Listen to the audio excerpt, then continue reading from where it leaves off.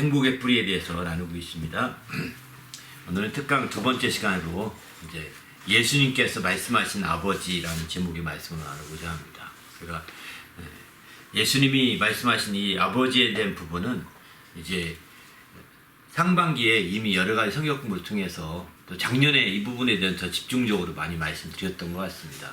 예수님에 대해서 말씀드렸는데 그 작년에 우물우물 넘어간 분들을 위해서라도 이번에 특강을 통해서 함께 쭉 종합해보고 함께 모으는 게 필요하지 않겠나 하는 생각이 들어서 새롭게 시작하고자 이렇게 합니다. 예.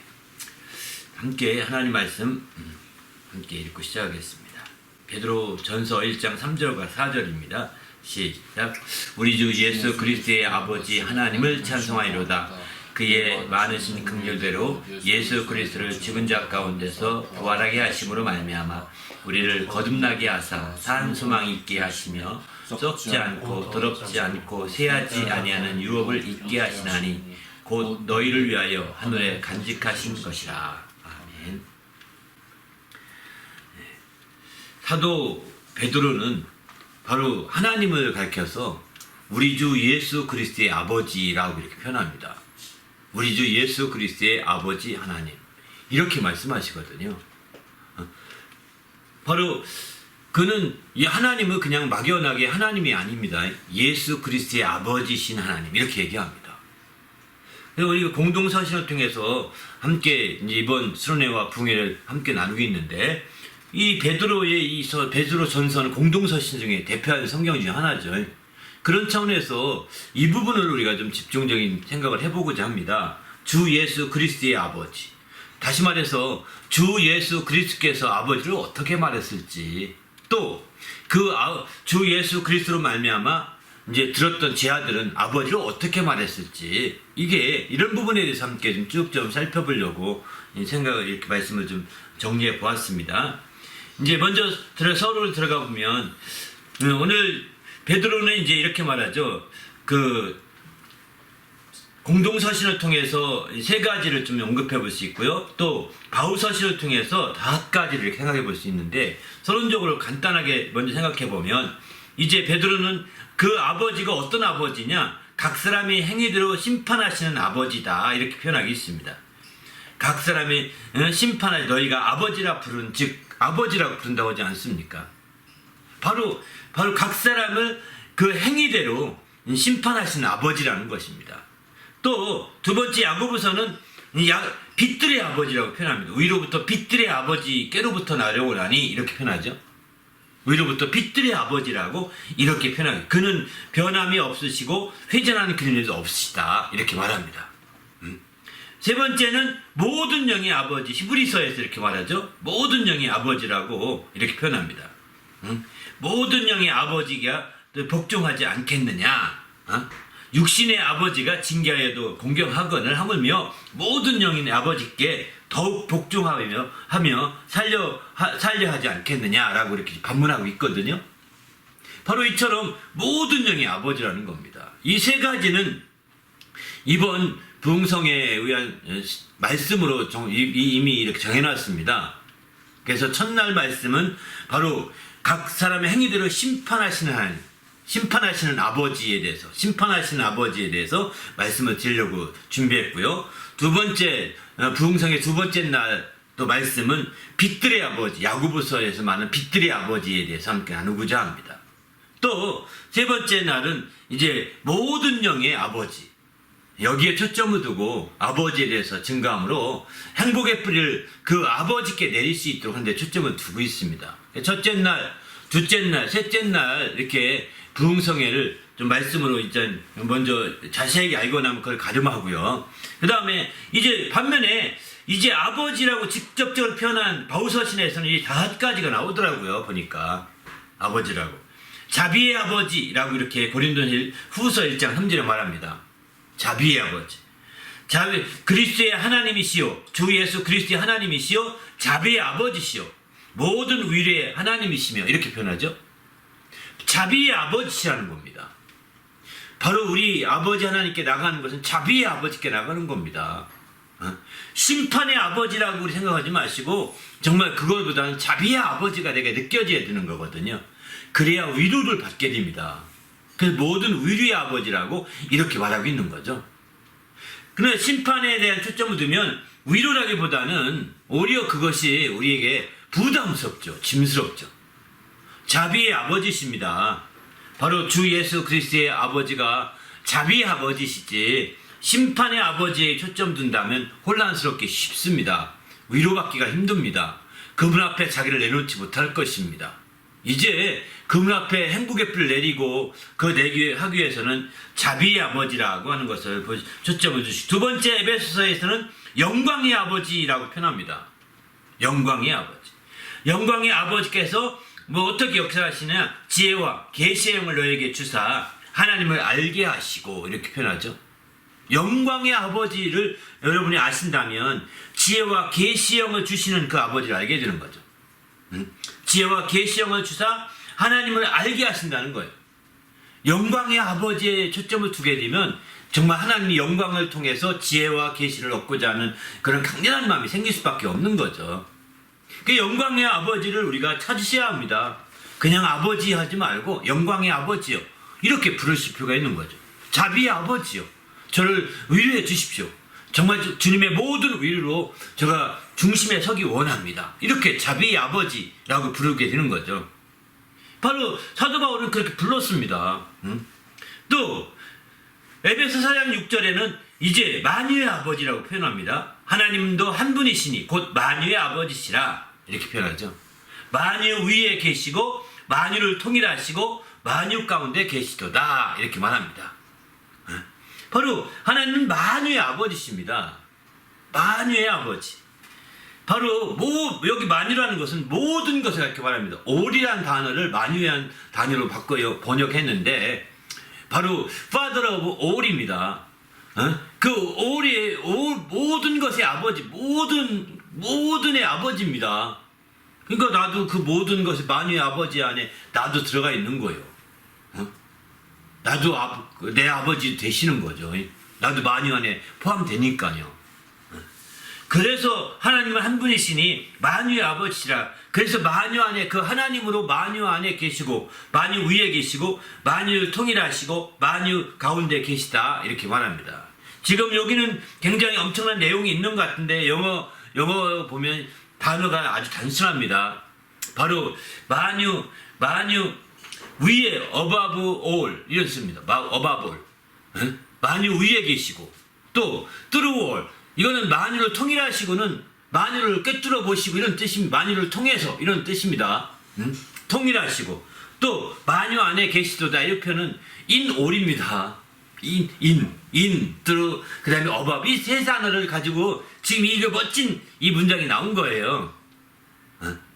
정말 우리가 그런 측면에서 볼 때 하나님은 만유 가운데 계시고 또 만유 위에 계시고 또 하나님 만유를 꿰뚫어 보신다. 만유 위에 계시고 만유 가운데 계시고 만유를 꿰뚫어 보시는 그 속까지 꿰뚫어 보시는 겁니다. 이렇게 이해하셔야 되는 거예요. 그러니까 만유 안에 하나님이 속속들이 모르는 게 아무것도 없다, 이렇게 생각하셔야 됩니다. 만유의 아버지시기 때문입니다. 만유 위에서 아래를 쫙 관찰하면서 다 알아보십니다. 그걸로 끝나지 않습니다. 만유 중간중간 사이사이에 가운데 계십니다. 만유 만에 숲속에 있는 것 같이 들어가 계시잖아요. 위에서 비행기를 통해 숲을 봅니다. 이게 above all입니다. 그 다음에 숲속에 들어가서 이 나무는 얼마나 큰가 보는 게 이게 in all입니다. 그 다음에 through all은 그 숲속 안에 나무와 또 각종 나무와 큰 나무와 작은 나무 다 있지 않겠습니까? 그 나무 속까지 꿰뚫어 보시는 것입니다. 작은 나무나 큰 나무, 거기 돌멩이, 또 어떤 것 그 안에까지 꿰뚫어 있는 거예요. 이렇게 세 가지로 보시면 완전한 거죠. 그렇지 않습니까? 바로 하나님이 그런 만유의 아버지시라는 겁니다.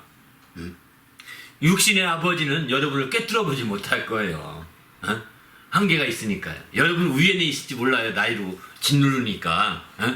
나이는 여러분의 부모님 나이를 넘어설 수 없잖아요. 늦게 태어났으니까, 그죠?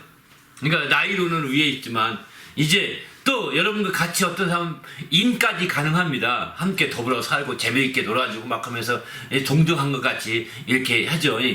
그 안에서 막 놉니다. 인까지 가능하겠지만 꿰뚫어보진 못합니다. 조금 안다고 어릴 때는 이렇게 아는 척 하지만 그거 한계가 있는 거거든요. 그래서 우리는 겸손해야 합니다. 하나님 앞에서. 하나님은 그런 분이시라는 거예요. 바로 만유 위에 계시고 만유 안에 계시고 만유를 꿰뚫어 보시는 분이십니다. 할렐루야. 그분이 바로 만유의 아버지신 거죠. 또 한 가지 바로 네 번째는 하늘과 땅에 각 족속에 이름을 주신 아버지라는 겁니다. 하늘과 땅에 있는 모든 족속들에게 있는 이름을 주셨다는 거야. 이름을 주셨다는 것은 그의 시작하게 하신 하나님이라는 뜻입니다. 그냥 막연히 너는 이제부터 코끼리 하라 이런 정도가 아닙니다. 그분으로부터 시작하게 하신 하나님인 거죠. 이름이 있어야 그때부터 시작되는 거 아니겠습니까? 그러니까 각각 시작하도록 그분이 역사하신 하나님이라는 것을 나타내고 있는 거고요. 그 다음에 빛 가운데 다섯 번째는 성도의 기업의 부분을 얻기에 합당하게 하신 아버지라고 표현하고 있습니다. 이거는 빛 가운데서 성도의 기업의 부분을 얻기에 합당하게 하신 아버지. 이거는 이제 그 빛 가운데 이 기업을 언제 얻을까요? 이게 바로 하나님 나라에 안식할 때 얻게 되는 거거든요. 앞에 좀 각종 이름을 주신 아버지는 시작하는 것을 의미한다면 지금 성도의 기업의 부분을 얻기에 합당하게 하신 아버지는 끝맺음 하는 아버지라고 보시면 좋을 것 같습니다.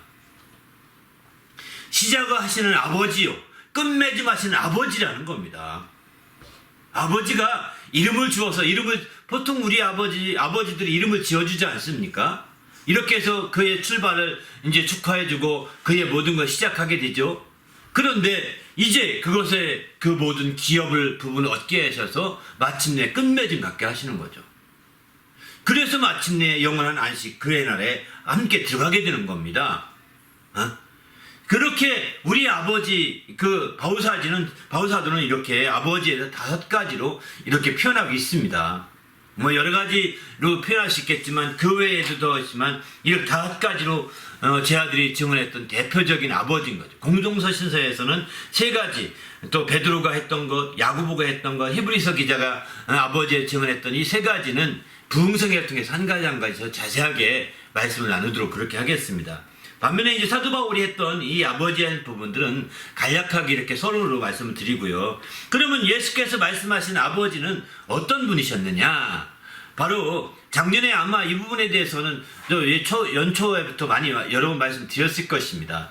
올해 연초에 말씀드리네요. 예수님의 행복의 뿌리에 대해서 말씀을 드리면서 이렇게 말씀을 드렸을 것입니다. 근데 바로 이제 예수님이 언급하신 아버지 중에 가장 많이 증언했던 말씀은 예수를 보내신 아버지, 나를 보내신 아버지라는 표현입니다. 나를 보내신 아버지. 아버지가 나를 보냈다는 겁니다. 이런 표현들이 30번이 나옵니다. 그것도 요한복음에 집중적으로 많이 나오고 있거든요. 나를 보내신 아버지. 아마 올해도 이런 설교를 여러 번 했을 것 같습니다. 올해 설교하면서도 정말 연초도 설교했고 중간도 몇 번 나눴고 또 여러 번 사도 바울이 증언한 말씀을 통해서 나눴고 여러 번 이 부분 나눴었거든요. 바로 예수님이 그저 혼자 뚝 떨어진 분이 아니라는 겁니다. 한마디로 말해서 혼자 하늘로부터 뚝 떨어진 분이 아니라 바로 아버지가 보내서 오신 아들이라는 것을 얘기하고 있는 거죠. 여러분 이제 한국의 그 건국설화를 보게 되면 이분들이 건국설화를 보게 되면 아래에서 태어난 게 특징적이거죠. 박격과에서 아래에서 태어나고 또 이제 석탈에도 아래 태어나고 김수로도 아래에서 태어나고 주몽도 추모가 말이 더 맞는 왜 고구려 사람들은 추모라고 했던 것 같습니다. 주몽이라는 말은 나중에 쓴 중국 그 사서에 쓴 표현이고 추모란 말이 좋은 것 같습니다. 고구려를 거니까 추모도 이제 이렇게 아래에서 태어났죠. 근데 이 아래에서 태어났다는 말은 우리가 시작이 불확실하잖아요. 그런데 공통적으로 그렇게 말하는 건 뭐냐면 외부에서 왔다는 얘기입니다. 그 사람들이 다 외부에서 이주민이라는 거예요. 근데 어디서 왔다 이렇게 말하기에는 너무 이제 뭐 하니까 아래에서 태어났다고. 아래에서 태어난 며칠 만에 임금이 돼요. 신기하지 않습니까? 아래에 태어났으면 이게 막 10년, 20년 지나갔는데, 예? 그 김수로도 며칠 만에 막 커가지고 임금 된다니까요? 어? 또, 뭐, 박기혁께서 마찬가지고요. 이게 그게 비상식적이고, 비과학적이고, 맞지 않는, 신화죠. 왜 그러면 그렇게 신화를 꾸몄느냐? 하여서 이주민이 했다는 거예요. 어? 이주민이 와서, 이제, 나라를 세웠는데, 이주민이 했다고 너무, 이제, 거기 사는 시민들은, 이주민이 했다고 하면 너무, 뭐라고 할까, 자존심이 상하는 거야. 그렇지 않습니까? 그 토착민들은. 너무 자존심이 상하니까, 거기에 그렇게 해서 밖에서 온 것을 하고, 그가 온 지 7일 만에 있으면 7일 만에, 아래에서 태어난 7일 만에 임금님 이렇게 말하는 거죠. 네? 그런 식으로 표현했던 것으로 볼 수밖에 없는 거예요. 그런 차원에서 볼 때, 우리가 이제 하나님의 말씀을 통해서 생각해 볼 때는 바로 예수님은 그냥 밑도 끝이 없이 이렇게 온 게 아니라는 거예요. 아버지가 보내서 왔다는 거예요. 아주 분명하게 나를 보내신 아버지시다. 그분이 나를 보냈다라고 누누이 강조합니다. 그분은 신화적인 말을 하지 않습니다. 오히려 아버지가 나를 보내서 왔다라고 강조하고 있는 거죠.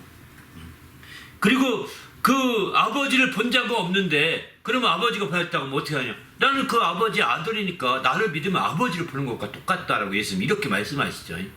네. 그렇습니다. 단순한 논리지만 그게 논리로 믿게 하는 것이 아니라 나를 본 자가 아버지를 본 것이다 이렇게 말하고 있는 거예요. 그만큼 우리는 그래서 그는 나를 본 자 아버지를 보았기 때문에 내가 철저히 아버지를 나타내고자 나는 내 뜻대로 살지 않는다 이렇게 말하고 있습니다. 아버지 뜻대로 살고자 하는 것이다. 아버지의 지시대로 내가 지금 말하는 것과 이럴 것도 다 그분이 말하여 준 대로 하는 것이다 라고 이렇게 말하고 있거든요. 바로 그분이 보내셔서 그분의 일을 이루시기 때문에 그분이 적극적으로 함께 관여하고 있음을 말하고 있는 거죠. 요한복음 5장 23절 말씀 3절만 적어놨는데요. 모든 사람으로 아버지를 공경하는 것 같이 아들을 공경하게 하라 하심이라. 아들을 공경하지 아니한 자는 그를 보내신 아버지도 공경하지 아니하느니라. 바로 나를 보내신 아버지, 그를 보내신 아버지 이렇게 표현하는 것은 객관적으로 했을 때는 그를 보내신 아버지라고 표현하고요. 예수는 직접 자기를 언급할 때 나를 보내신 아버지라고 표현합니다. 나를 보내신 아버지라는 표현이 훨씬 더 많습니다. 그를 보내신 표현이 몇 번 안 나오거든요. 이렇게 얘기하는 것은 바로 아버지를 자기를 보내신 나만 얘기하지 말고 아버지를 공경하게 하려고 하는 것이라는 것을 이렇게 말씀하고 있는 거죠. 그러나 나를 보내신 아버지를 공경하지 않게 되면 나도 공경하지 않고 나를 공경하지 않고 아버지도 공경할 수 없게 된다라고 이렇게 이제 말씀하고 있는 거죠. 또 두 번째로 성경에 많이 아버지를 증언하고 있는 표현은 하늘에 계신 아버지라는 것입니다. 16번이 나오게 됩니다. 하늘에 계신 아버지. 하늘에 계신 아버지인데 여기 이제 하늘에 계신 아버지는 한 분이시니 곧 하늘에 계신 이신이라 이렇게 말씀하시죠. 하늘에 계신 아버지 한 분이 아버지죠. 그런데 이제 마태복음 6장에 보면 하늘에 계신 우리 아버지라고 표현하잖아요. 우리 아버지. 너와 나의 아버지 이런 뜻이거든요. 너희와 나의 아버지, 우리 아버지인 거죠. 하늘에 계신 너희와 나의 아버지라는 뜻입니다. 우리 아버지라는 것은 바로 이렇게 하늘에 계신 아버지신데 그 아버지를 정말 강조하고 있는 거죠. 하늘에 계시다는 것을. 이것을 어디서 강조하냐면 예수를 보내신 아버지에 대해서 요한복음이 강조하고 있는 거고요. 반면에 하늘에 계신 아버지라는 것은 마태복음에서 강조하고 있습니다. 16번 자체가 그 중에 한 번만 마가복음 나오고 15번이 마태복음에 나오는 표현입니다. 바로 하늘에 계신 아버지. 그 중에 7번씩 하늘에 계신 나의 아버지, 내 아버지 이런 표현을 쓰고 있고요. 하늘에 계신 너희 아버지 이것이 7번 나옵니다. 공교롭게 똑같더라고요. 하늘에 계신 너희 아버지가 7번, 하늘에 계신 내 아버지가 7번 이렇게 나옵니다. 이렇게 해서 12번 나오게 되고, 아버지는 한 분이시니 하늘에 계시니다 한 번 나오고, 또 하늘에 계신 우리 아버지라는 편이 한 번 나옵니다. 이렇게 16번이나 나오게 되는 거죠. 바로 하늘에 계신 그분은 바로 나를 보내신 아버지인데, 그분은 하늘에 계시다는 걸 강조하고 있는 거예요. 하늘에 계신 분이라는 겁니다. 바로 그분이 이 땅에 계신 분이 하는 거예요. 하늘에 계시기 때문에 그분을 볼 수 없다라고 주님은 말씀하고 있는 거죠. 하늘에 계셔서 볼 수 없다는 거예요. 나는 그분이 보내서 나를 통해 아버지를 보게 하신 거다라고 이렇게 말하고 있는 겁니다. 나를 통해서 아버지를 보게 하신 거다. 그러니까 빌립이 묻죠. 아버지를 보여주소서라고 청혼하니까, 내가 오랫동안 나와 이렇게 함께 있었는데 또 아버지를 보이라 하느냐, 나를 본 자가 곧 아버지를 본 것이다 라고 이렇게 요한복음 8장에서 말씀하고 있는 거 보거든요. 10장에 가서는 이렇게까지 말하죠. 나와 아버지는 하나이니라, 이렇게까지 말합니다. 30절에 가보면. 그러니 이제 사람으로서는 이제 쇼킹한 거죠. 사실은 그 표현 자체가. 우리는 지금 믿으니까 믿음 안에서 그걸 이제 믿음 안에서 쉽게 이해하려고 하고 믿음 안에서 우리가 초점을 두고 하니까 그렇지, 그 당시에, 예수님 당시에 제 아들은 아마 좀 혼란스러웠을 것입니다. 이걸 어떻게 해야 되는 거야? 이거 어떻게 해? 이거를 예수님 저렇게 말씀하시는데, 아니 지금 눈앞에 있는 저분이, 선생님이 하나님이란 얘기야? 이렇게 되는 거잖아요. 아버지, 아들이라고 하는 건 그럭저럭 이해될 수 있어요. 볼 수 계신 아버지라고. 그런데 나와 아버지가 하나다 이렇게 말하니까 하나님이라는 거야? 그럼 뭐 어떻게 되는 거야? 저는 분명히 사람 같은데 하나님이래? 이렇게 되면서 이제 제 아들이 떠나가는 겁니다. 사실은. 그거에 대해서 쉽게 판단하는 사람 떠나가는 거죠. 우리도 아마 신앙생활 하면서 이런 말씀 들을 때에 쉽게 판단할 사람이 있을 거예요. 에이구, 이런 게 어딨어. 아이고, 여긴 진짜 웃기는구만. 이렇게 쉽게 판단하는 사람도 있을 것입니다. 그 사람은 예수 못 믿어요. 마음속에 이해가 안 되면 정말 왜 저렇게 설교하죠? 성경에 저게 있다는데 사실입니까? 그러면서 주님께 질문하기 시작하면서 기도해야 되는 거예요. 이해가 안 되면. 그런 자세가 믿음을 가진 사람으로서 필요하거든요. 하나님, 나 지혜가 안 됩니다. 하나님과 예수가 같다고 그러는데 이게 같은 겁니까? 이걸 어떻게 해야 되죠? 깨닫게 해주십시오. 이거 알게 해주십시오. 이렇게 기도하면서 그런 문제가 여러분에게 이해 안 될 때, 예수께서 증언하신 아버지에 대한 말씀을 들으면서 이해가 안 될 때, 그런 거 하나하나를 여러분이 정말 기도 제목 삼아서 나갈 때 그게 자기 것이 될 수 있는 거거든요. 그러나 그렇지 않게 되면 좀 아마 혼란스럽고, 여러분의 섣부른 생각 때문에 쉽게 판단해서 예수를 버릴 수 있는 가능성도 있는 거죠. 안타깝죠, 사실은. 그래서 너무 쉽게 우리는 판단하지 말아야 합니다. 그리고 판단을 너무 우리의 작은 지식으로, 우리의 작은 알량한 지식으로 쉽게 판단해버리면 혼란에 빠지거든요. 이렇게 안 되도록 좀 판단을 좀 유보하시면서 기도 제목으로 기도하면서 하나님 깨닫게 해달라고. 내가 예수 안 믿기 위한 기도 제목이 아닙니다. 믿고 싶습니다. 근데 이해가 안 됩니다. 머리가 아둔해서 알 길이 없습니다. 깨닫게 좀 해주십시오. 주님이 왜 안 깨닫게 해주겠습니까? 왜 안 깨닫게 해주냐? 저는 삼위일체에 대해서 성령에 대해서 이해가 안 돼서 기도했습니다. 아니, 나도 성령 받고, 쟤도 성령 받고, 쟤도 성령, 다 성령 받고, 아니 2000년 바울도 베드로 성령 받고, 지금 미국 사람도 성령 받고, 또 아프리카 사람도 성령 받고, 그러면 성령이 어떻게 되는 거야? 수십 달로 쪼개진다는 거야? 어떻게 되는 거야? 막 이런 생각을 하면서 이해가 안 됐어요, 사실은. 성령이 이렇게 이걸 물론 전능하시니까 뭐 전능하신 분이 한다면 그럴 수도 있긴 하겠지만 이해가 안 됐습니다. 그래서 기도를 했습니다. 하나님, 이렇게 전 이해가 안 됩니다. 그러게 이걸 깨닫게 해주십시오. 그래서 사실 그렇게 기도하는 가운데 이렇게 넘겼죠. 넘기고서 지나오던 어느 날 무선화 인터넷 같은 걸 되는 거 보면서 이게 그렇구나. 한 서버에 수억이 동시에 서버가 크다면, 그죠? 서버가 크긴 한다면 60억이 동시에 다 서버에 접속이 가능하구나. 제각각 다 역사가 따로 할 수 있거든요. 성령의 서버는요 월등하게 크신 겁니다. 할렐루야. 그렇게 이해가 되니까 너무 쉬운 거야. 아마 이런 과학시대가 돼서 제가 이해해서 지금이라도 이런 설교를 할 수 있는 거죠. 그게 저도 성령 받았긴 했지만 이해가 안 돼서 이게 제 상식으로는 이해가 안 되는 거예요. 그런데 아마 여러분 이런 상식 이렇게 생각도 안 하고 믿는 사람이 있을 겁니다. 이런 생각 없이도, 그죠? 그럴 수도 있다고 생각합니다. 그래서 더 중요한 것은 여러분에게 그런 생각이 없이 무조건 믿는 것도 중요하겠지만 의문이 가는 거 나쁜 거 아닙니다. 그리고 하나님께 결론부터 내리십시오. 저 이 의문 때문에 예수는 안 버릴 겁니다. 왜? 제가 부족해서 모를 뿐이지, 그러나 깨닫고 알아서 더 증거하시게 해주십시오라고 기도한다면 반드시 하나님이 응답하십니다. 할렐루야. 조금 시간이 어느 정도 늦춰질지 모르겠지만 반드시 응답하신다고. 왜 이렇게 접근 안 하는지 모르겠어요. 이런 것들 여러분 한두 개만 깨달으면요 그냥 폭 빠져버려요, 신앙에.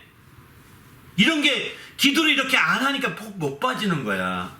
뜨뜻미지근하고 막 주님 앞에 전폭적으로 들어질 수 없는 것입니다. 이걸 여러분이 깨닫게 되면 정말 신앙의 큰 기쁨 가운데 들어갈 수 있는 거죠.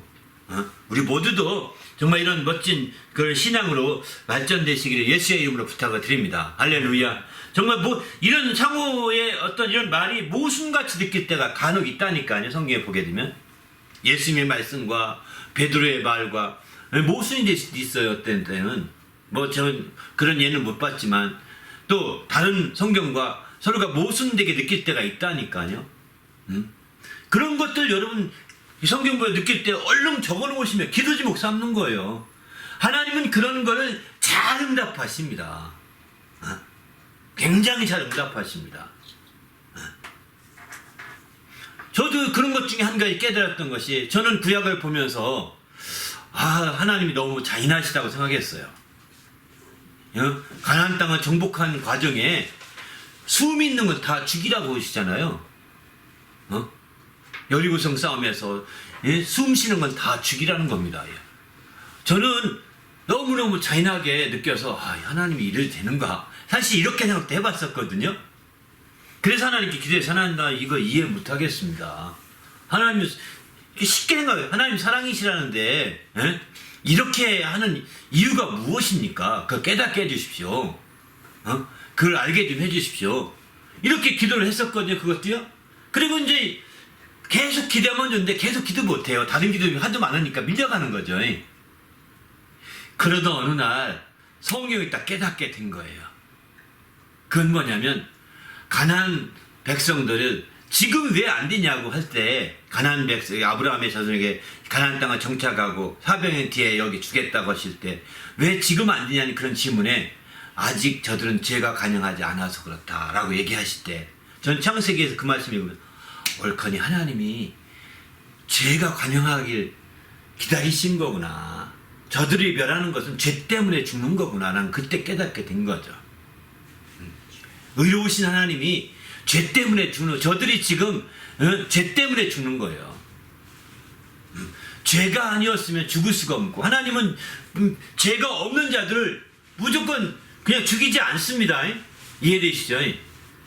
그들 가운데 우상 숭배하지 아니하고 정말 셈 족속의 신앙을 따라 그동안에 그 가나안 땅에 살던 사람이 다 셈의 후손들입니다. 그들이 다 노아의 후손들이에요. 노아의 후손 가운데 셈이 있고 함이 있고, 함의 자손 가운데 가나안이 있잖아요. 그죠? 그 가나안 족속이 그 후손들이 쭉 6개 아부스부터 시작해서 또 다 족속이 퍼져나간 거예요. 그들도 노아 때 신앙을 가지면서 했다면 아마 안 그렇겠죠. 그런데 그들은 노아 때부터 얻은 신앙, 셈족에 물렸던 그 신앙을 가지고 있지 아니하고 우상을 섬긴 거예요. 죄악으로, 아브라함 때만 해도 그렇게 죄가 간영하지 않았는데, 아브라함이 가나안 땅에 들어왔을 때, 아브라함은 그러니까 가나안 족속의 사촌 족속인 셈이죠. 그죠? 사촌 족속, 사촌이나 되나? 말 이상하네. 가나안의 아브라함의 그 함과 셈이 같은 계열이니까 형제지간이지 않습니까? 그 밑에 후손들이니까 사촌이라는 말은 있지만 하여튼 그 인척간인 거예요 다. 그런데 아브라함 때만 하더라도 다 그렇게 우상숭배나 이렇게 다 되지 않았던 거예요. 죄가 관영하지 않았던 거죠. 그러나 하나님이 아브라함에게 줄 때까지 기다린 거죠. 그들이 정말 하나님이 억지로 죄를 지게 한 것도 아닙니다. 아마에 모르긴 몰라도 그들 가운데 죄를 우상숭배도 아니냐고 하나님 말씀대로 그래도 노아 때 받았던 그 말씀 조상 때부터 이어진 말씀으로 끝까지 지키면서 살았더라면 아마 그들은 죽이지 않았을 것입니다. 그 후손들은. 그렇게 안 살았다는 거예요.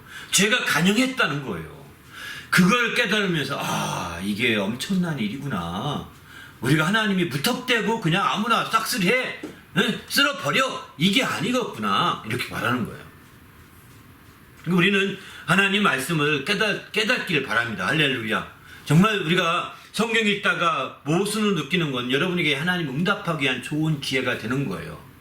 이런 것들을 좀 깨달으시면 성경 말씀이 그렇게 재미있거든요. 이런 재미를 꼭 느끼시길 바랍니다. 할렐루야. 더 나가서 이제 살아계신 아버지라고 표현합니다. 요한복음에 한 번 나옵니다. 살아계신 아버지께서라고 한 번 나오고요. 복음서 서신서를 통해서 이 열리번이 나오게 되죠. 살아계신 아버지에 대해서는 한 번 나오지만 살아계신 하나님에 대해서 열리번이 나옵니다. 그 서신서 바울 서신을 비롯해 제 아들은 살아계신 하나님이라는 표현을 많이 썼습니다. 아버지라는 표현보다는. 그러나 예수님께서는 살아계신 아버지라고 쓰고 계시죠. 살아계신 아버지라는 것입니다. 그렇게 해서 마침내 이제 15번이나 이렇게 나오는 걸 보게 됩니다. 살아계신 아버지에 대해서. 살아계신 아버지 하나님인 셈이죠. 그러니까 하나님이 그저 안 보이시니까 멀리 계신 것으로 오해해서 안 된다. 살아계신 분이십니다. 그분이 살아계신 분이십니다. 그래서 아브라함은 죽었고 이삭도 죽었고 야곱도 죽었고 그 밑에 요셉도 죽었지만 하나님은 같습니다. 희한하지 않습니까? 표현이. 하나님은 같은 분이세요. 한 예를 들어서 그 재밌는 표현이 이제 그 셈이 있죠. 셈. 노아 홍수 다 겪었던 게 셈이었거든요. 셈은 그 후에 노아 홍수 이후에 셈이 노아가 500세에 결혼했거든요. 600세 되던 해에 사실 100년쯤 지나서 홍수가 일어나거든요. 그런데 그러니까 셈은 100살쯤 된다고 볼 수밖에 없겠죠. 아무리 따져도. 그 뒤에 500년을 더 삽니다. 500년을 사서 600년을 사는데 또 노아는 그 뒤에 노아 홍수에 300년을 더 살고요. 900세까지 사니까 935세인가요 노아가? 홍수 이후에도 300년을 삽니다. 반면에 이제 그 셈은 노아보다도 300년 더 살게 되는 거죠. 근데 그때가 언제쯤 되느냐? 그때가 아브라함이 살아있을 때요, 이삭이 살아있을 때요, 야곱이 살아있을 때라고 볼 수가 있는 거예요. 야곱까지도 그렇게들 얘기합니다. 왜냐면 그 다음부터 셈 이후부터는 생애가 짧거든요. 200년 내외로 짧아지거든요. 그 짧아지니까 금방금방 세대가 바뀌어가는 겁니다. 그런데 웬걸 그 7대주 할아버지, 7대도 손자가 났는데도 그 셈 할아버지 살아계시니까 하나님 같은 거예요. 하나님 같은 거. 그래서 아브라함이 만났던 멜기세덱이 바로 루터 같은 종교개혁자 루터는 그게 바로 셈 할아버지였다 이렇게 말합니다.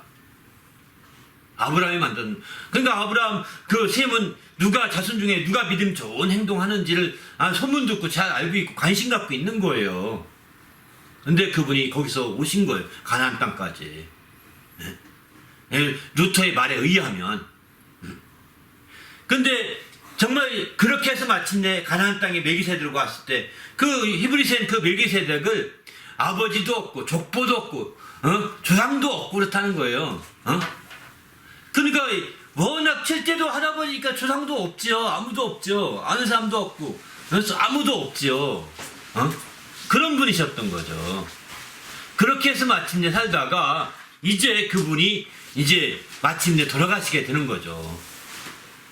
근데 그런 생각을 해보면서 우리는 아브라함이 만났던 그 멜기세덱, 그 셈 할아버지가 사실은 아브라함 때까지도 살아 계셨었으니까 대단하지 않습니까? 그러니까 아브라함이 어느 날 갑자기 꿈속에 나타나서 너 본토와 친척을 떠나라, 고향을 떠나라 할 때 어떻게 쉽게 떠났을까요? 여러분 꿈 한번 꾸면 떠납니까? 어? 꿈 한번 꾸면 떠나냐고요. 근거가 있지 않겠습니까? 아브라함이 그렇게 떠났던 데는 셈 할아버지를 통해서 들었던 하나님 얘기를 들었어요. 근데 그 하나님이라고 하는 것을 그가 직감하고 알게 되는 거예요. 그리고 그분이 말하기를 갈대우를 떠나라, 내가 지시한 땅으로 가라, 이렇게 말씀하시는 거예요. 그러니까 하나님을 의지하고, 아브라함이 셈의 할아버지가 믿던 하나님을 의지하고 살던 그가 안 떠날 수 없었던 거예요. 어? 거기서 우리가 알 수가 있는 거죠.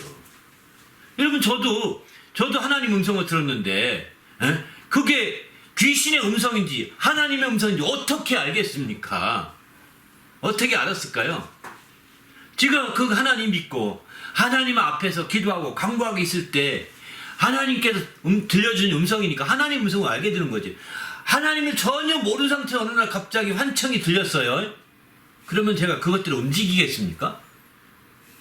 그렇잖아요. 전혀 하나님의 지식이 전혀 없습니다. 하나님에 대해 관심도 없습니다. 그런데 어느 날 갑자기 환청이 열립니다. 그래서 아무개야 이렇게 얘기합니다. 듣겠습니까? 안 들어요. 저는 분명히 그 남산 자락에서 저는 음성 들었거든요. 야, 지금까지 내 마음대로 된 것이 있니? 라고 하는 음성을 들으면서 내 마음대로 안 된 게 쭉 살짝 이렇게 보여지더라고요. 아, 이거 하나님의 음성이다. 내 마음대로 된 게 없네 하는 순간에 보여지면서, 그러면 내 마음대로 안 됐으면 하나님 마음대로 된 거 아니야? 이런 내 속에서 질문이 나오더라고요. 그 순간에 맞아, 내 마음대로 안 됐던 하나님 마음대로 된 것이니 진짜 감사한 일이다 해서 저는 그 음성도 그때부터 제 인생이 바뀐 거예요. 사실은 제가 여기 오게 된 것도, 지금 이 자리에 선 것도 그 음성을 못 들었으면 못 썼을 것입니다. 하나님의 그 음성을 들었기 때문에 지금도 그 음성이 하나님의 음성을 알기 때문에 그런 거죠. 근데 말이죠, 여러분 헷갈리지 마세요. 최재우라는 사람이, 최재우의 천도교라고 들어보셨죠? 천도교. 동학이라는 말 들어보셨죠? 동학. 한국에 동학이라는 말이 있어서 동학을 세웠던 최첨의 사자가 최재우고, 그 다음에 최시영이라는 사람이 두 번째 교주거든요. 최시영이라는 사람은요, 하나님을 안 믿었는데 귀에 환청이 들렸어요. 근데 그게 누구 음성이겠어요? 하나님 음성일까요? 귀신의 음성이라고 볼 수밖에 없는 거죠. 그건 하나님 안 믿는 상태에서 들은 음성이니까 귀신의 음성이라고 듣는 밖에 없는 거예요. 결국 귀신의 음성이더니 마침내 귀신이 뭐라 하도록 만드는 거예요. 이렇게 하나님 믿게 안 해. 만약에 그 음성이 하나님 음성이었으면 하나님 믿게 했을 것입니다. 그렇지 않습니까? 그 음성이, 저는 하나님 음성을 들었기 때문에 하나님 믿게 하는데 초점을 두고 그렇게 헌신하거든요. 그런데 귀신의 음성을 듣는 사람들은 귀신에 충성하게 되어 있습니다. 하나님 믿게 할 수가 없습니다. 그러니까 우리가 어떤 음성을 들었다고 해서 그게 하나님의 음성인지 아닌지 분별해야 되니까 거기 있는 거예요. 내가 누구한테 초점 두고 살았는지, 내 중심이 어디고, 아브라함처럼 그렇게 셈의 할아버지의 하나님께 초점 두고 살았기 때문에 정말 떠나라 할 때 떠나는 거예요. 하나님의 음성을 알고 떠나는 겁니다. 여러분 여기 계신 여러분들은 어떨까요? 이제 어느 날 하나님 음성이 들렸어요. 여러분 귀에. 기도하는 중에 아무개야 너 공부하던 거 그만두고 날 따라와라. 이러면 어떡하겠습니까? 따라가겠습니까? 따라야 될 거예요. 왜냐하면 그거는 여러분이 그래도 교회에 와서 하나님에 대해서 많이 듣고 하나님에 대해 이해하고 여러분도 어느 정도 수긍을 했지 않습니까? 그리고서 또 그 하나님께 기도하는 가운데 들려진 음성이기 때문에 거기에 귀신이 사기칠 수가 없다는 겁니다. 이해되시죠? 그런 데에서는 귀신이 중간에 끼어들어서 사기칠 수가 없는 거예요. 그것을 이제 그 하나님의 음성을 못 듣는 사람들은 다 환청이고 귀신의 소리다 이렇게 매도하거든요. 매도한다고요. 그런 걸 신뢰하면 안 됩니다. 귀신 들어갑니다. 막 이러면서 많이 얘기합니다. 저는 음성 들었고요. 그렇지 않습니다. 안 그렇습니다. 그 열매를 보면 안다고 하지 않습니까? 귀신 들어갔으면 귀신 열매 줍니다. 하나님 음성 들었으면 하나님 열매고요. 귀신 음성 들었으면 귀신 열매인데 귀신 열매의 대표적인 게 뭐냐? 분열시키고 싸우고 혈기 부리고 이런 거거든요. 그렇게 살면 저 사람 귀신 음성 들었구나. 하나님 음성 들었다니 그렇네. 이렇게 판단하면 돼요. 성령의 열매가 안 맺습니다. 그러나 하나님의 음성을 듣는 사람들은 하나님의 음성 들어 사니까 신의 성품이 나타나게 되는 거죠. 성령의 열매를 맺어가게 되는 겁니다. 이걸 분별하면서 살아가면 되는 것이지 정말 그렇지 아니하고 그냥 무조건 매도하는 것은 지혜가 아닌 것 같아요. 어리석은 것 같습니다. 우리 모두도 주님 안에서 정말 이렇게 중심을 잡으시고 살아계신 하나님 아버지를 믿으시기 바랍니다. 할렐루야. 그분은 아브라함이 죽었어도 그분은 살아계시고 이삭은 죽었어도 그분은 살아계시고 야곱은 죽었어도 그분은 살아계십니다. 또 야곱의 아들 요셉 12명이 다 죽었어도 그분은 살아계십니다.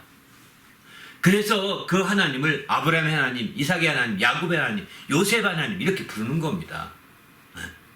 그 뒤 후손들까지 다 죽었고 다윗도 죽었어요. 다윗도 죽었는데 그 하나님을 다윗 하나님이라고 부르는 거예요. 또 그 뒤에 선지자들 다 죽었어요. 그럼에도 불구하고 엘리야의 하나님이라고 부르는 거예요. 너무나 독특했기 때문입니다. 그는 하나님은 동일하신 분이십니다. 살아계신 분이십니다. 그 하나님이 우리 하나님은 안 되시냐? 우리도 죽어가지만 우리 하나님이 되는 거예요. 나의 하나님이 되는 겁니다. 할렐루야. 그래서 우리가 살아계신 하나님, 살아계신 아버지에 대한 믿음이 참 중요한 거죠. 내가 믿는 하나님은 아브라함이 믿던 하나님 내가 믿는 거예요. 내가 믿는 하나님은 이삭이 믿던 하나님 내가 믿는 거예요. 내가 믿는 하나님은 야곱이 믿던 하나님 내가 믿는 거예요. 내가 믿는 하나님은 다윗이 믿던 하나님 내가 믿는 거예요. 내가 믿는 하나님은 엘리야가 믿던 하나님 내가 믿는 겁니다. 우리의 신앙의 선배들 가운데 누굴 당신이 존중하십니까? 그분이 믿던 하나님을 내가 믿는 겁니다. 시간이 바뀌고 세월이 흘러가도 하나님은 안 바뀌시거든요. 나는 어느 한 세월만 살다가 손 놓고 가지 않습니까? 가겠죠. 그러나 이제 그럼에도 불구하고 바로 하나님은 변하지 않는 분이시기 때문에 우리 신앙이 변할 수 없다는 거예요. 그래서 살아계신 이 하나님, 살아계신 아버지를 우리가 안다는 건 진짜 우리의 행복의 뿌리가 굉장히 중요해지면 여기서도 표현해주고 있는 거죠. 행복의 뿌리를 그 하나님께 내리면 우리는 변함없는 행복을 누릴 수 있는 거거든요. 우리도 이렇게 주님 안에서 이런 놀라운 주님의 행복을 누리는 성도가 되시길 바랍니다. 할렐루야. 네 번째는 이름을 주신 아버지, 예수님께 이렇게 표현해요. 이름을 주신 아버지, 내게 주신 아버지의 이름 이렇게 표현하지 않습니까? 에베소 3장 15절도 이름을 주신 아버지 앞에 무릎 꿇고 비노니 이렇게 표현합니다. 무릎 꿇고 빈다는 것, 이름을 주신 아버지라고 표현하죠. 또 각 족속에 이름을 주신 아버지 이렇게 표현하는데, 앞에 각 족속에 이름 줬다고 할 때는 앞에서는 이제 그 이름을 주어서 시작하게 하신 아버지라고 말씀드렸는데, 여기서 이름을 주었다는 표현은 또 다른 측면에서 본다면 내게 이름을 주신 아버지라는 것은 나에게 인감주상을 맡겨주신 아버지라는 뜻입니다. 내게 인감도장을 맡겨주신 아버지. 이거 인감도장 하면 한국에서는 참 이 한국적인 문화에서 표현하는 거거든요. 이 얘기는 지금은 인감도장도 필요 없고 사인을 가지고 다 하더라고요. 한국도 서양화가 돼가지고. 그 옛날에는 인감도장이 있어야 집을 팔고 살 수 있습니다. 아무 도장이 되는 게 아닙니다. 왜? 도장을 날조할 수가 있기 때문에 아무 도장으로 하지 아니하고 인감으로 지정된 도장이 있거든요. 인감 신청을 해서 인감으로 지정된 도장만 가져야 그 사람 그 인물과 똑같은 실증으로 인정해 주는 거예요. 그 인감 도장이라고 표현하거든요. 마치 이름을 주셨다는 건 그렇게 나에게 그 이름으로 권한을 주셨다는 겁니다. 이름만 덜컹 준 것이 아니라 이름만 덜컹 주고 네 마음대로 해 이게 아닙니다. 그런 권한을 다 주셨다는 걸 말하고 있는 거죠. 아니 이름을 맡겨주셨는데 무언들을 안 주시겠습니까? 그렇지 않겠어요? 그래서 우리가 지금 그렇게 주신 그 이름으로 우리가 기도하고 있는 거거든요. 우리가 그 주신 이름을 내가 받았다는 것은, 내가 그 이름으로 기도하고 있다는 것은 엄청난 축복이라는 거야. 기도 자체가 뭐라는 건 두 번째고, 그 자체가 엄청난 축복이라는 거예요. 근데 우리가 이름을 주셨다는 것을 생각지도 않고 그냥 이름을 주셨대. 그냥 어린애같이 말만 하고 사는 거죠. 그 이름으로 기도하래. 그러면 된대. 예수 이름으로 기도합니다. 아멘. 너 무슨 기도했어? 몰라요? 아멘 했잖아. 몰라. 애들은 기도해놓고 아멘 해놓고 몰라. 그냥 따라서 그냥 아멘 하고 마는 겁니다. 아이들이죠. 애들이죠. 우리는 지금 그런 이름을 주셔서 기도하게 하는 것이 정말 그게 얼마나 귀한 것인지를 우리가 여기서 그걸 알아야 되는 거죠. 그 아버지를, 이름을 주신 아버지 통해서 깨달아야 되는 거예요. 내게 주신 아버지의 이름이라고 하지 않습니까? 그 이름을 우리가 알아야 되겠다, 이런 생각이 듭니다. 또 천지의 주제이신 아버지라고 두 번 이렇게 말하는데, 천지의 주제이신 아버지, 천지를 주재하시고 천지의 주인이 되신다는 뜻입니다. 주재한다는 것은 천지의 주권자가 된다는 겁니다. 천지의 주권자가 되신 아버지. 이 표현이 오늘날 민주화 시대, 민주시대에는 맞지 않은 표현이죠. 민주시대는 주권이 다 시민들에게 있는데, 아니 아버지만이 주권자야? 우린 뭐야? 맞습니다. 아버지만이 만왕의 왕으로 주권자이십니다. 나는 주권의 그 일부만 쥐어 가지다가 그 주권을 나는 60년, 70년, 80년 유지하다가 그냥 나는 놓고 가는 거예요. 내가 놓고 간 주권은 또 아버지의 것입니다. 근데 나는 잠시 내가 점유했을 뿐인 거예요. 내 주권을 가지고 일시적으로. 그래서 세상 정부를 운영할 때 내 주권을 발휘 선거도 하고 할 뿐이지, 원래는 그 주권이 아버지의 것입니다.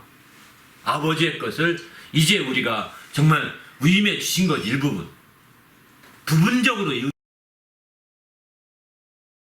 거죠. 그러나 여러분이 이제 아버지의 주권임을 잊고, 아버지의 주권임을 분명히 알고, 주권자가 아버지심을 알고, 그리고 내가 그 아버지의 주권을 힘입어 살고자 할 때 난 더 올라온 주권을 행사할 수 있게 되는 거죠. 왜? 내가 그의 자녀요. 내가 그와 함께 그분의 상속을 이어받을 자가, 아들과 함께 상속을 이어받을 자가 됐다는 사실을 알게 되면서, 우리의 주권이 지금 민주 시민으로서의 주권으로 끝나지 않고 더 올라온 주권까지, 주권이 더 커지는 거죠. 나중에 그래서 여러분이 그리스도와 함께 왕이 된다고 하지 않습니까? 왕노릇 한다고 하는데, 왕노릇이라고 하니까 어떤 연기하는 것을 오해합니다. 성경에 왕노릇이라는 표현 하거든요. 연기하는 게 아닙니다. 왕이 아닌데 왕인 체한다, 이런 표현이 아닙니다. 왕노릇은, 왕인 체하는 게 왕노릇이잖아요. 성경에는 왕인 체하는 게 아니라 통치한다는 겁니다. 실제 왕이에요. 그리스도와 함께한 왕입니다. 왕으로서 통치력을 발휘하게 된다, 이런 뜻이거든요. 근데 우리말 성경에서는 왕노릇 한다고 나와서 저는 이건 번역을 잘 못한 것 같아요. 이거 번역이 왕으로서 통치한다 이렇게까지 하면 얼마나 좋겠습니까? 그런데 마치 정말 광해군 영화 보셨나요?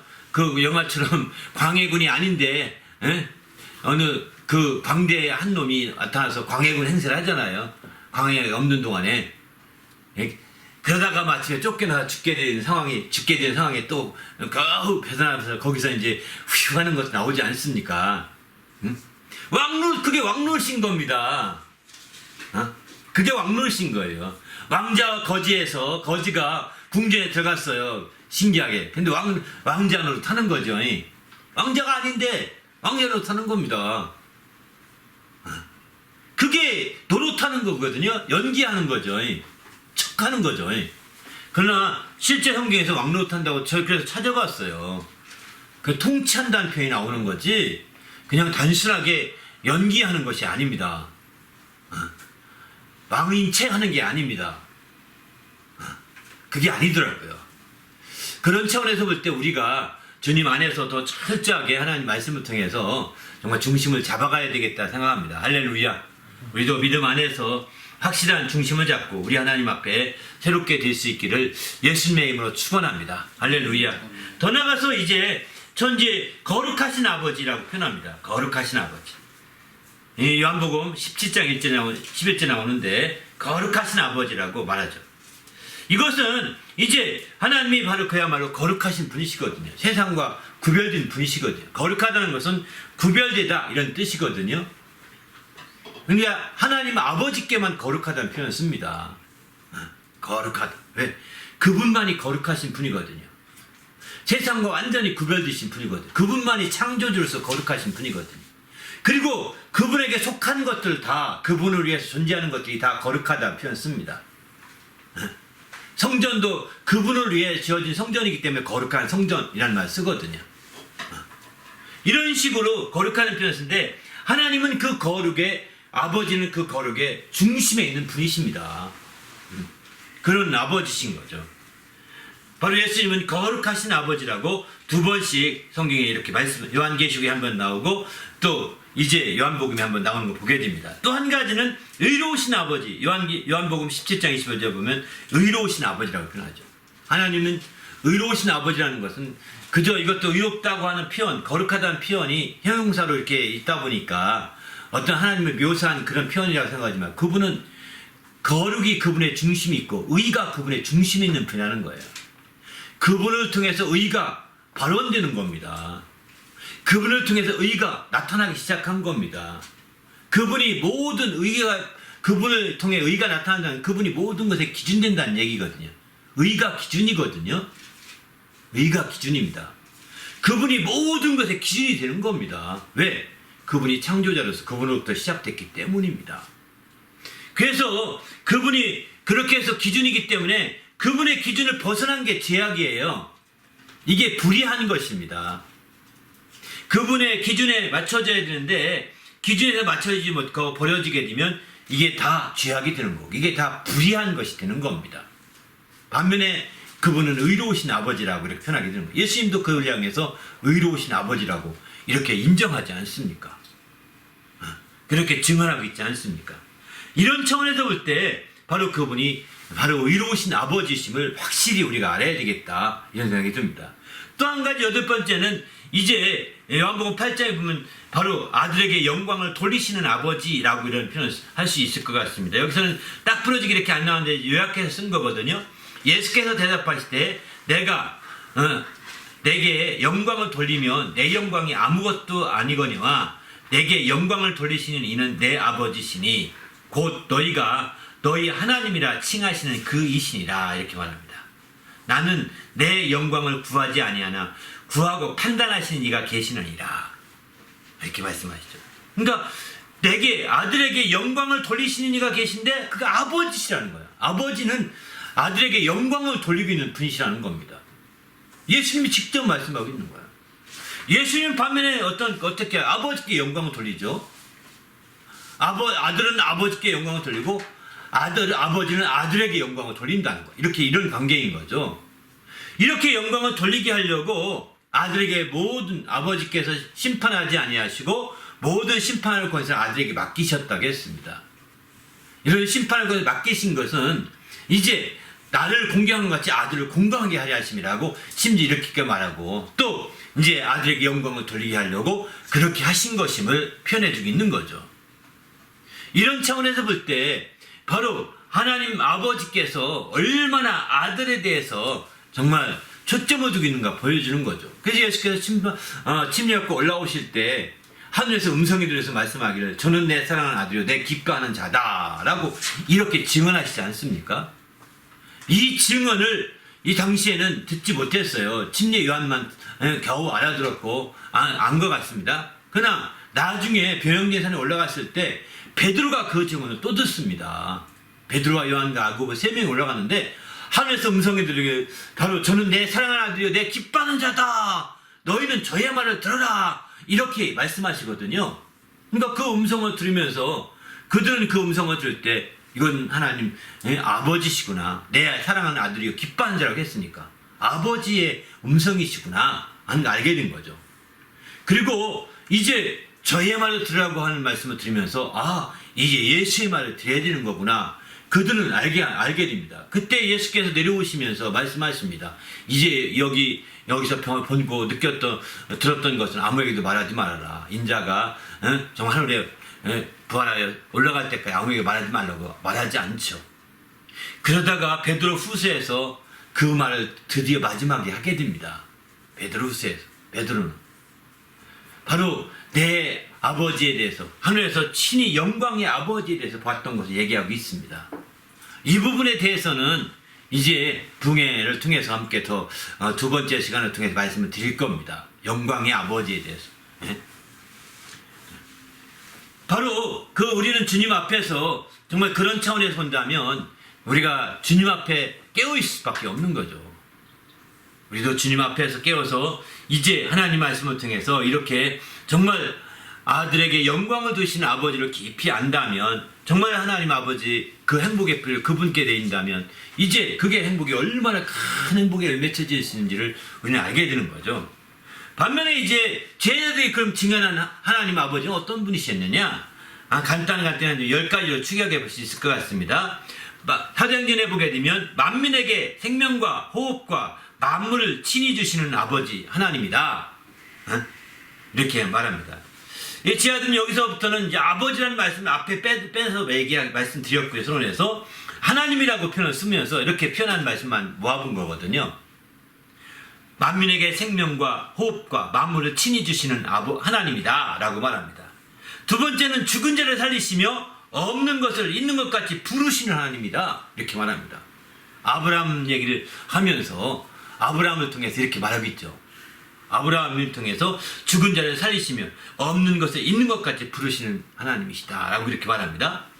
세 번째는 오직 자라게 하시는 하나님이시다. 하나님이 자라게 하신다는 거예요. 물주는 이가 있고 심는 이가 있고 물주는 이가 있지만 그것보다 더 중요한 것은 자라는 것이다. 자라게 하시는 건 하나님이시다.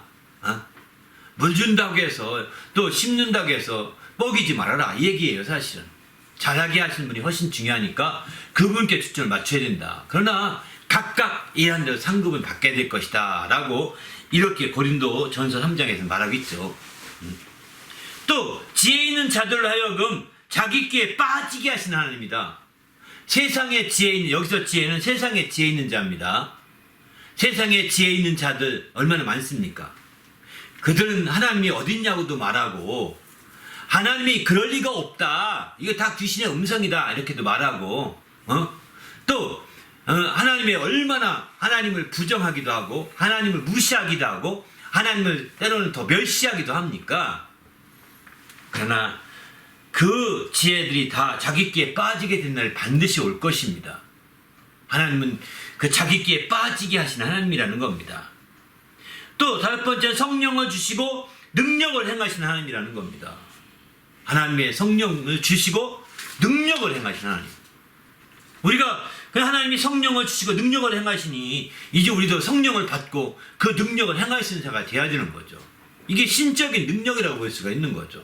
아니 지금 21세기에 무슨 신적인 능력 이런 얘기 하십니까? 할지 모르겠지만 합니다. 있습니다. 지금도 죽은 병든 자가 고침받고 안주병이 일어나고 지금도 그럽니다. 정말 하나님의 역사는 놀랍습니다. 내가 못 봤고 내가 못 들었고 내가 가까이서 못 느꼈을 뿐이지 하나님의 역사를 내 생각으로 제한해서는 안 되는 거죠. 이건 지혜가 아닌 거죠. 지금도 성령을 받을 수 있고요. 또 모든 일을 구하지 않아서 못 받을 뿐입니다. 구해보십시오. 아니 지금 성령을 주신다니 성령을 주십시오. 이렇게 구해보십시오. 구하지 않는 겁니다. 구경만 할 뿐이지. 구자 뚫림이네. 구경, 구해. 구자 뚫림이네요. 구경할 뿐이지 구하지 않아요. 그게 답답한 일이죠. 그러니까 하나님이 계신 걸 말할 것도 없고 하나님 역사하신 말할 것도 없고 그냥 믿음이 안 생기는 거죠.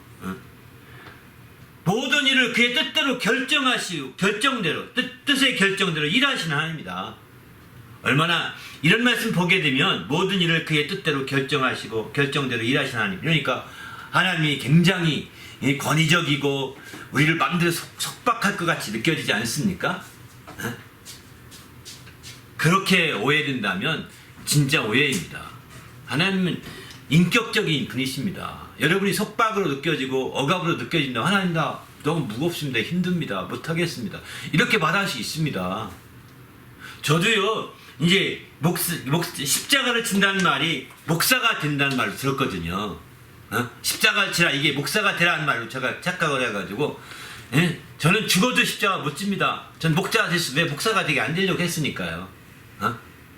목사가 안 되려고 했는데 그래서 이제 십자가 질 수 없다 생각하고서 십자가만 나오면 피하는 거예요. 성경 말씀도 피하고 설교도 피하고 이건 나와 상관없는 얘기하고서 거기에 적고 이렇게 살았습니다. 근데 어느 날 기도하는데 기도가 팍 막히는 거예요. 왜 기도하는데 참 기도가 잘 나왔거든요. 근데 기도가 팍 막히면 기도가 전혀 안 돼요. 안 되다 안 되면 상관없는데 잘 되다 안 되니까 이상한 거잖아요. 그래서 이제 거기서 기도하는 데 빠져나가서 뒤에 조그만 폭포수가 있는데 거기 가서 앉아서 혼자 앉아서 기도했어요. 조용히. 근데 그 십자수 수양관인데 거기 가서 이제 기도 그 조그만 한 3, 4m 정도는 인공 폭포에 같아요. 인공 폭포 아닌 것 같아요. 그 흐르는 그 골짜기 물인데 물소리 때문에 제가 기도해도 괜찮을 것 같아요. 거기 가서 이제 앉아서 기도하는데 기도가 안 되는 거예요. 가도. 왜 기도가 안 되지? 기도 잘했는데 안 되는 이유가 뭐지?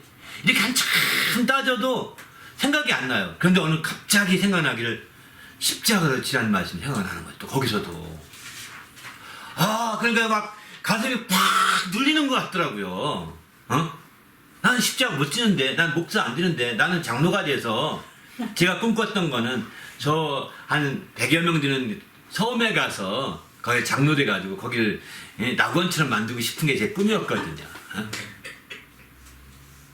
거기서 이제 그 100여 명 잘 돌보면 섬기면 되지 않겠습니까? 그죠? 그래서 이제 그런 정도에서 장로가 돼서 그 장로 태양생활 다 즐기고 그냥 이제 한두 번 주일날 밥만 사주면 되거든요. 주일학교라든가 성가대라든가 밥 사주면 돼요. 장로 역할 그것밖에 없어요. 더 열심히 하는 분들 많이 못 봤어요. 그래서 이제 그런 생각을 해가지고 그 당시만 그런 생각해가지고 장로가 되는 게 꿈이다 생각해서 했는데 십자가 텅 걸리네. 그러니 뭐 어떡해요. 이게 대학교 3학년 때 얘기입니다. 그래가지고 3학년 때 그래서 이제 끙끙 앓다가 기도 안 돼서 이제 할 수 없다. 이제 뭐 그렇게 해서 이제 있는데 갑자기 이런 생각이 들더라고요. 그래 십자가 진다고 하자. 이런 마음속에 그런 마음이 드는 거예요. 십자가 진다고 하자. 그런데 지금은 못한다고 하자. 이런 생각이 들더라고요. 지금 못합니다. 그래서 이제 진짜 그래서 그 마음이 막 마음속에 확 들어가지고 주여 그러면 제가 십자가 꼭 지겠습니다. 근데 지금은 못 집니다. 저 능력 없는 거 아시잖아요. 질 수 없는 거. 이제 그렇게 얘기했는데도 기도가 풀리더라고요. 그래서 막 기도를 막 하면서 막 울면서 기도하던 잊어버렸던 그런 시간이 있었어요. 사실은. 어쩌면 그 기도가 지금 응답도 여기까지 있는 거죠. 아멘. 그 기도가. 아멘. 그러니까 하나님이 우리를 억지로 밀어붙이지 않는 겁니다. 여러분이 할 수 없다가 그러나 나도 하고 싶습니다. 능력이 없잖아요. 이렇게 막 주님께 얘기하세요. 왜 나보고 그렇게 하라고 십자가 지라고 합니까? 나는 하고 싶은 마음이 있지만 능력이 없고 이렇게 감당할 수 없는데 그러면 감당한 능력을 주시든가 그럼 더 하겠습니다. 막 이렇게 주님께 하면 되지 않겠습니까? 근데 이렇게 생각하지 않고요. 그냥 무조건 회피하려고만 합니다. 저도 그랬으니까요. 십자가 나오면 얼른 피하고 저 설교 내 설교 아니야. 문 닫기 닫고 이런 거죠. 근데 성경 어떤 말씀도 내 말씀이 아닌 게 없습니다. 다 나에게 주신 말씀이거든요.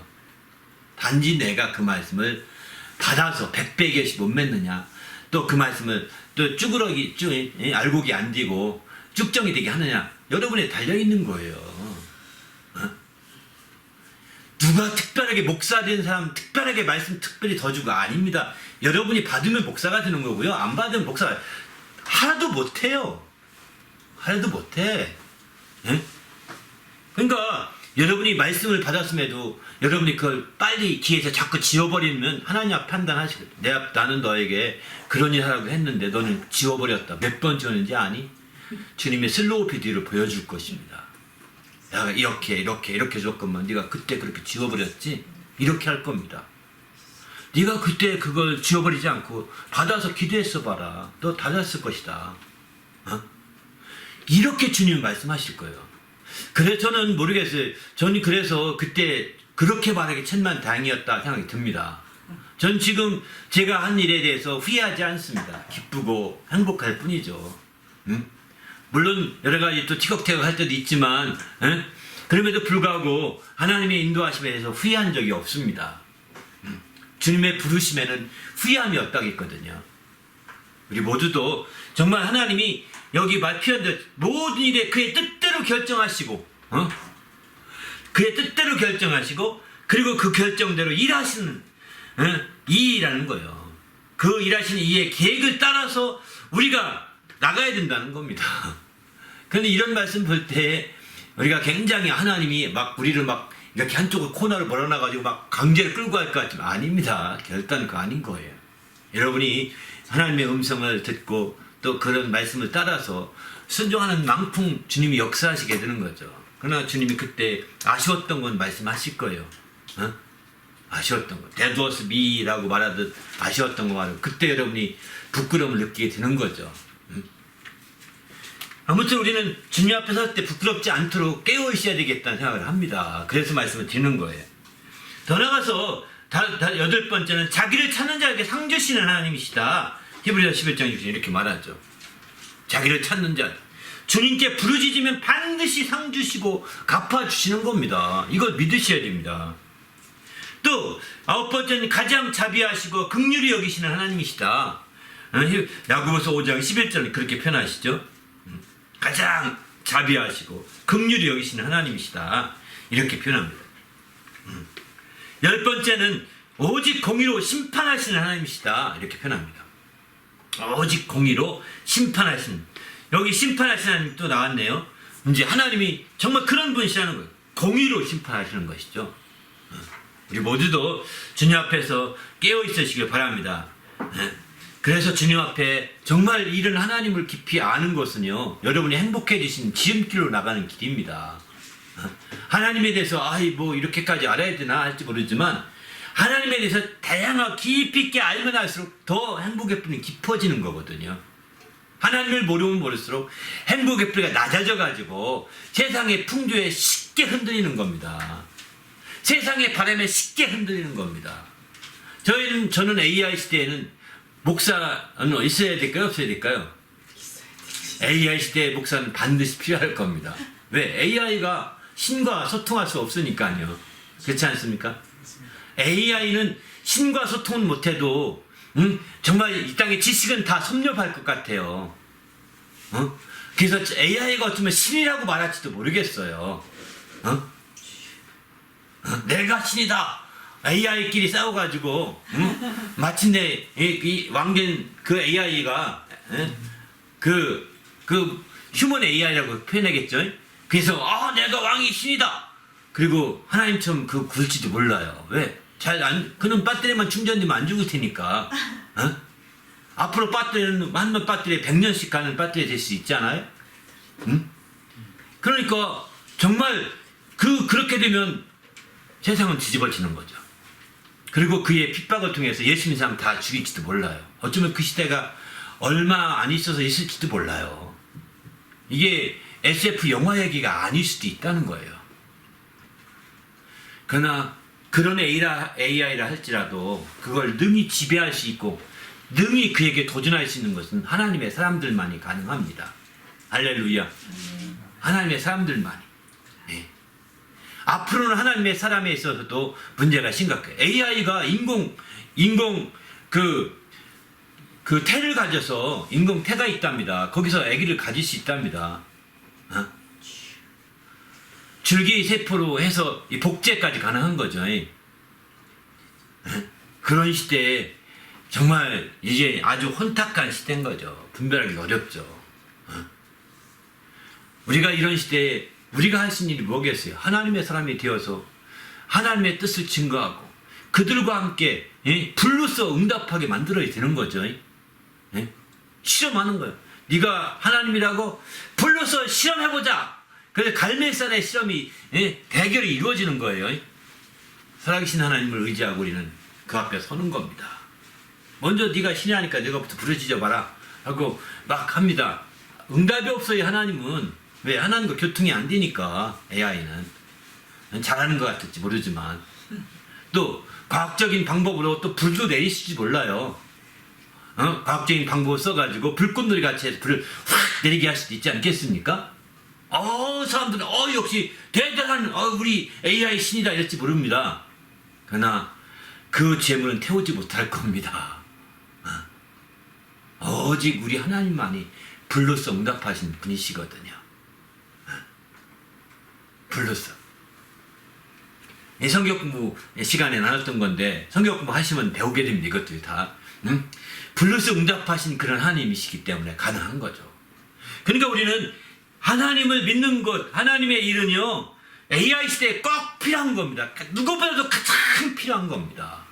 하나님과 소통하는 것은 하나님의 사람만이 가능하기 때문입니다. 하나님의 사람. 다른 건 다 대체가 될지 모릅니다.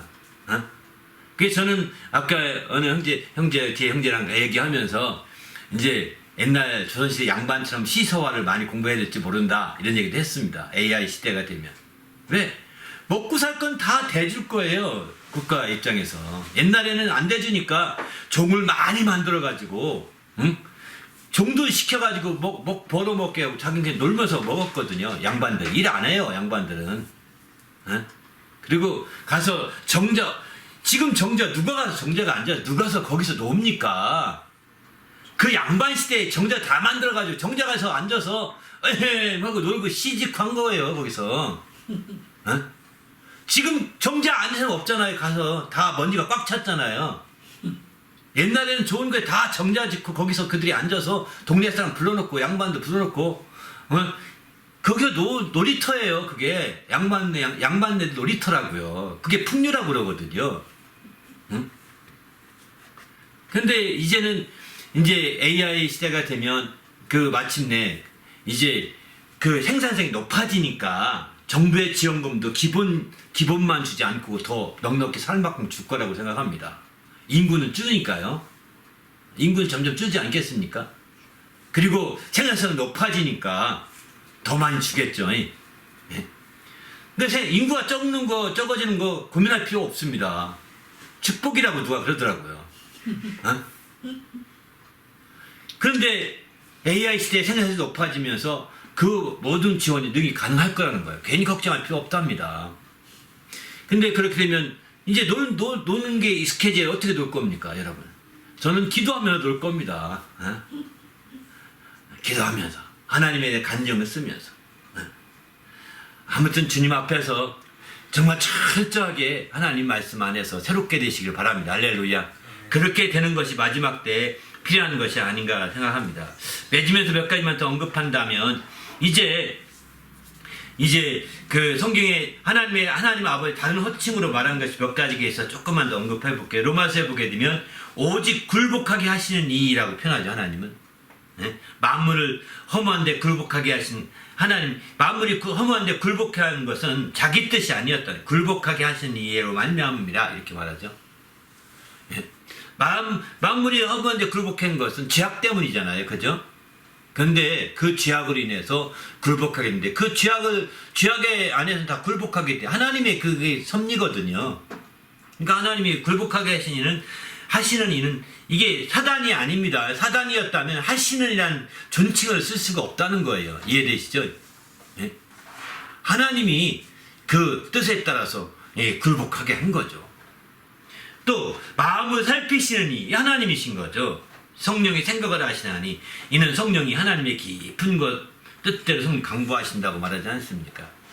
또 하나님에 대해서 모든 일을 우리를 사랑하시는 이 모든 일에 우리를 사랑하신 모든 일에서 우리를 사랑하신다는 거예요.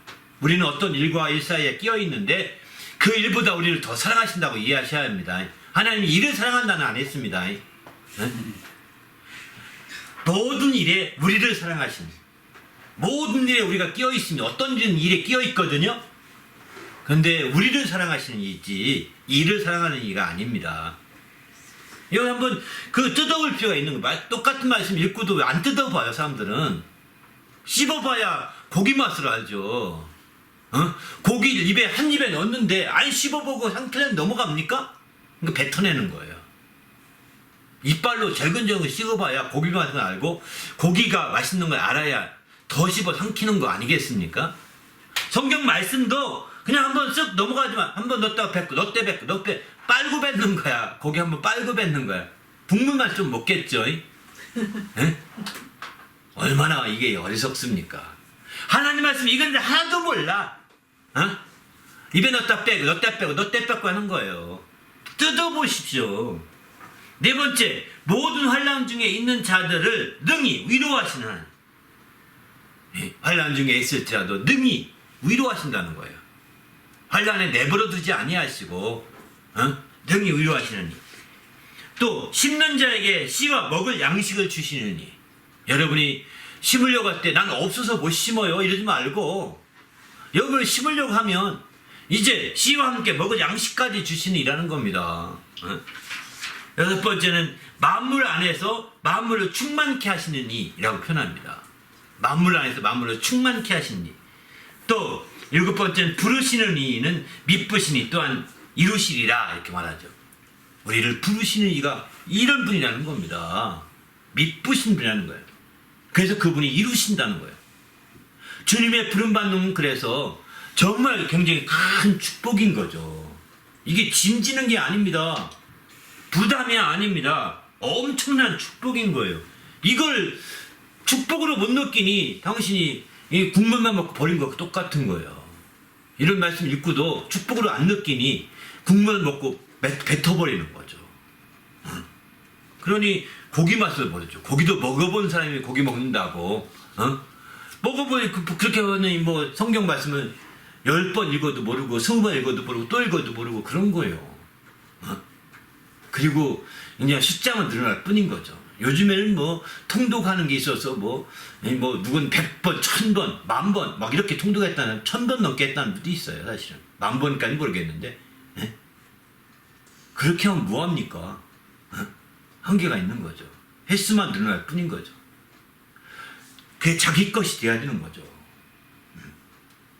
하나님을 알되 이렇게 하나님을 분명히, 이게 하나님과 관계된 명칭들을 이제 쭉 직접적인 명칭과 간접적인 명칭까지 다 포함해서 쭉 뽑아본 거예요. 성경 구절만 지금 수십 구절, 한 20, 30구절 이렇게 모아놓은 거거든요.